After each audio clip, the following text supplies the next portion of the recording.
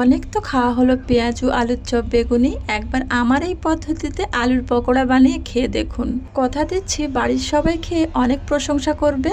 তো চলুন কথা না বাড়িয়ে রেসিপিটা শুরু করা যাক। প্রথমে দুটো আলু খোসা ছাড়িয়ে ধুয়ে পরিষ্কার করে নিয়েছিলাম। এবার আলুগুলোকে পাতলা স্লাইস করে কেটে নেব। আপনারা হয়তো দেখেই বুঝতে পাচ্ছেন আলুগুলো আমি কতটা চিকন চিকন কেটেছি। এরকম পাতলা করে কেটে নিতে হবে। আমি সবগুলো আলুকে এরকম পাতলা স্লাইস করে কেটে নিয়েছি। দেখুন দুটো আলু কেটে আমার অনেকগুলো হয়েছে। একইভাবে আমি একটা পেঁয়াজকে পাতলা পাতলা করে কুচিয়ে নিয়েছি। কিছু ফ্রেশ ধনিয়া পাতা কুচিয়ে নিচ্ছি, সাথে কিছু কাঁচা লঙ্কা কুচিয়ে নিচ্ছি। লঙ্কাটা আপনাদের স্বাদ মতো দিয়ে নেবেন। যেহেতু আমার ছোট দুটো বাচ্চা রয়েছে তাই লঙ্কাটা আমি একটু কম করেই ব্যবহার করি।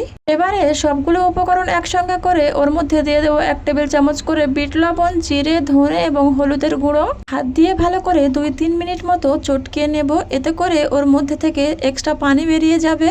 দিয়ে দেব এর মধ্যে কিছু চিলি ফ্লেক্স। এবারে 1 কাপ পরিমাণ বেসন নিয়ে ওর মধ্যে থেকে হাফ দিয়ে দেব, দিয়ে হাত দিয়ে এভাবে চটকিয়ে নেব।